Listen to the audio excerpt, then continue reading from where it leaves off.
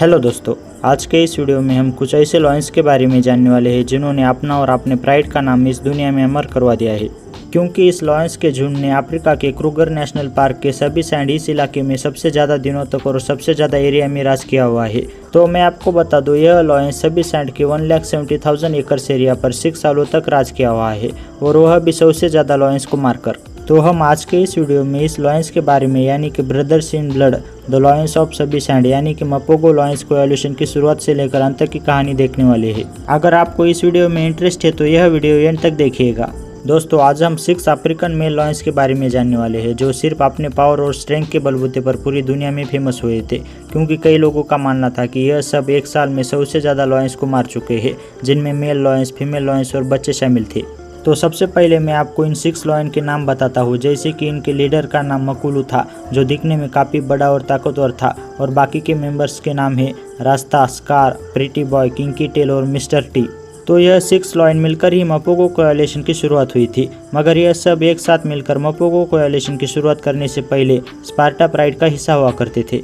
हालांकि कई लोगों का कहना है कि मकुलू नाम का लॉयन वो बाकी के 5 लॉयंस का सौतेला भाई था, क्योंकि यह दूसरे प्राइड की शेरनी से और स्पार्टा प्राइड के किसी मेल शेर से पैदा हुआ था, और कुछ महीनों बाद वह स्पार्टा प्राइड में शामिल हुआ था। मगर स्पार्टा प्राइड के मेल लॉयन ने इसे मारने की बजाय अपना लिया। हालांकि आमतौर पर ऐसा देखा जाता है कि ज़्यादा उम्र वाले मेल लॉयन अगर किसी प्राइड में शामिल होने लगे तो उस प्राइड में मौजूद मेल लॉयंस घुसपैठ करने वाले शेर को वही उसी जगह मार देते हैं। मगर मकुलू के मामले में ऐसा नहीं हुआ, क्योंकि स्पार्टा प्राइड में उसका पिता भी शामिल था। उसने उसे उस प्राइड में अपना लिया। मगर यह 6 लॉयंस अपना एरिया बनाना चाहते थे और अपने लिए लड़ना चाहते थे, इसलिए 2006 को उन्होंने स्पार्टा प्राइड को छोड़ दिया। और जैसे जैसे वक्त बढ़ता गया वैसे ही यह साइज के मामले में और एक्सपीरियंस के मामले में बढ़ते गए, और यह इतने पावरफुल और एक्सपीरियंस बने कि यह सब मिलकर हिप्पो, यंग राइन और जिराफ जैसे जानवरों का शिकार करने लगे। मगर किंकी टेल और मिस्टर टी यह 2 ऐसे लॉयंस थे जिन्होंने केप बफेलो को जमीन पर गिराने में महारत हासिल की थी, और इन दोनों को शिकार करते वक्त काफ़ी आक्रामक होते हुए भी देखा गया है। तो हमने अभी तक जो आपको बताया हुआ है यह सिर्फ मपोगो कोएलिशन का इंट्रो था। तो असल में वीडियो की शुरुआत अब हो रही है। तो हम सबसे पहले मपोगो कोएलिशन का उदय कैसे हुआ यह जान लेते हैं। दोस्तों, आपको पता है मपोगो लॉयंस 2006 को स्पार्टा प्राइड से अलग हुए थे, और यह अलग होने के बाद नॉर्थर्न सभी सैंड की तरफ जाने लगे, जिस इलाके पर ओटावा प्राइड का कब्जा था। तो इस प्राइड में 4 मेल लॉयंस थे, जिसमें से 1 लॉयन को मारने में मपोगो लॉयंस कामयाब रहे, और जो 3 बचे हुए लॉयंस थे उन्हें इन्होंने खदेड़ दिया। तो उस वक्त ओटावा प्राइड में सिर्फ 3 शेरनियाँ और 11 शावक रह गए। तो मपोगो लॉयंस ने अपने प्राकृतिक प्रवृत्ति के कारण उन 11 शावकों को ढूंढकर मार डाला। तो ऐसे ही हर एक प्राइड पर कब्जा करते करते यह 8 प्राइड्स पर सफलतापूर्वक नियंत्रण करने लगे। और इस 8 प्राइड्स पर कब्जा करते वक्त इन्होंने 100 से अधिक शेरों को तथा उनके बच्चों को मार डाला और अपना एरिया बढ़ाते रहे, और यह अपना एरिया बढ़ाते बढ़ाते 1,70,000 एकड़ पर राज करने लगे। और इतने बड़े एरिया पर राज करने के कारण इनके बीच किसी कारण फूट पड़ने लगी, और इसी फूट के कारण मपोगो कोएलिशन सुचारू रूप से काम नहीं कर पा रहा था। इसी के बीच लीडर मकुलू और मिस्टर टी के बीच झगड़ा होने लगा, क्योंकि मिस्टर टी को लगता था कि वे इस प्राइड का लीडर बने, मगर मकुलू उसके बीच आ जाता था। इसलिए मिस्टर टी मकुलू से झगड़ा करने लगा, और एक वक्त ऐसा आया कि इन दोनों के बीच लड़ाई हुई, मगर मकुलू ने मिस्टर टी को आखिर में हरा दिया। तो यह लड़ाई हारने के बाद मिस्टर टी ने और साथ ही किंकी टेल ने यह प्राइड छोड़ दिया, और यह दोनों एक साथ मिलकर नॉर्थर्न एरिया पर राज करने के लिए चले गए, और इन दोनों को इस एरिया पर 2 साल तक राज करते हुए भी देखा गया।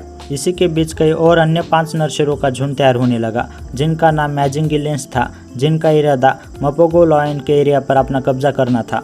और इन्होंने इसी इरादे से मपोगो लॉयंस के एरिया में प्रवेश किया। मगर प्रवेश करने के तुरंत बाद ही मिस्टर टी और किंकी टेल को इनके बारे में पता चल गया। तो इन्होंने एक चाल चली। जब वहाँ 5 लॉयंस एक बफेलो का शिकार कर रहे थे, तब मिस्टर टी और किंकी टेल ने इन 5 में से सबसे छोटे नर शेर को उनके प्राइड से अलग कर दिया, और अलग करने के बाद उस पर हमला कर दिया। हालांकि उस नर शेर ने भी खुद को बचाने की कोशिश की, मगर वह असफल रहा। वही मिस्टर टी ने उसकी रीढ़ की हड्डी तोड़ दी और उसे मरने के लिए छोड़ दिया। बाद में उसी रात कुछ लोगों को 4 मैजिंगिलेंस शेर चलते हुए देखे, जिसमें से 2 शेरों ने किंकी टेल का पीछा किया, और जो बचे हुए 2 शेर थे उन्होंने किंकी टेल को आगे से आकर रोक दिया। मगर किंकी टेल इतना बहादुर और इतना स्ट्रांग था कि उसने भागने की बजाय इन चारों पर पहले हमला कर दिया। मगर उनकी संख्या ज़्यादा होने के कारण उन्होंने किंकी टेल को ज़मीन पर गिरा दिया, और गिराने के बाद वह चारों मैजिंगिलेंस शेर किंकी टेल को काटने लगे। उसमें से एक शेर ने उसकी गर्दन पकड़ ली थी, दूसरे ने उसकी पीठ पर काटना शुरू कर दिया था और तीसरे ने तो उसकी रीढ़ की हड्डी ही तोड़ दी थी, जिससे वह अस्थिर हो गया। तभी मिस्टर टी अपने भाई को बचाने के लिए आगे आए, मगर उन शेरों की संख्या ज़्यादा होने के कारण मिस्टर टी को वहाँ से भागना पड़ा।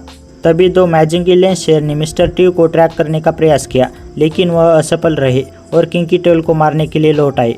और फिर बाद में इन चारों मैजिंगिलियंस शेरों ने किंकी टेल की पिछली टांगों और उसकी पूरी पूंछ का अधिकांश हिस्सा खाना शुरू कर दिया था। तभी किंकी टेल ने अपनी आखिरी सांसें ली और इस दुनिया को छोड़कर चला गया।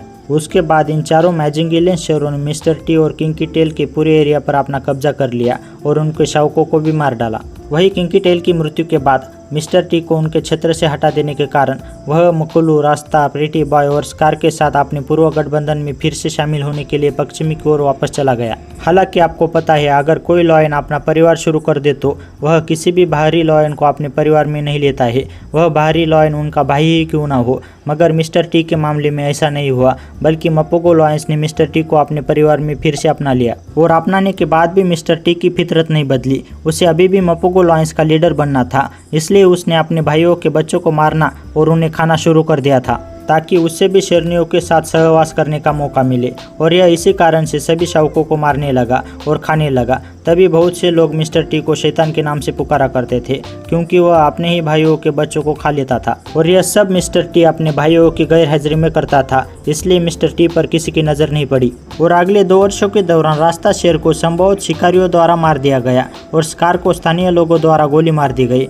तो अब मपोगो कोएलिशन सिर्फ 3 मेंबर्स तक ही सिमट गया, जिसमें मकुलू, प्रीटी बॉय और मिस्टर टी थे।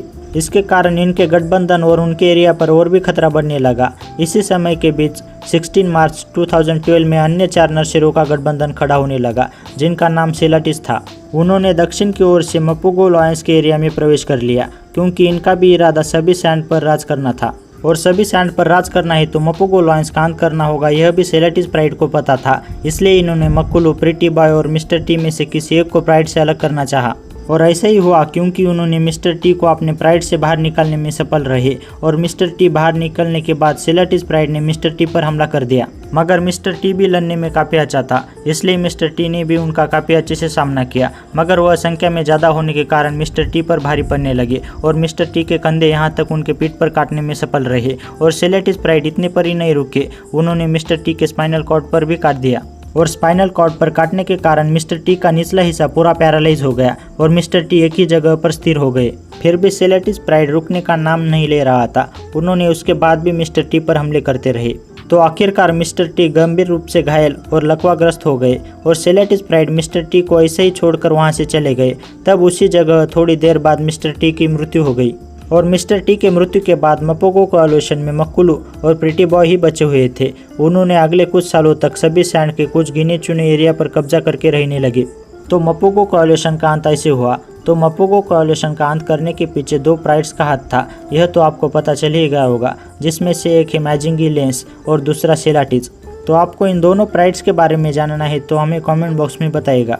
वैसे तो हम इन दोनों पर वीडियो बनाने वाले ही हैं, मगर आपके कमेंट से हम जल्दी से वीडियो बना सकते हैं। तो जल्दी से जल्दी कमेंट करिएगा और वीडियो को लाइक एंड चैनल को सब्सक्राइब कर दीजिएगा। Thank you for watching.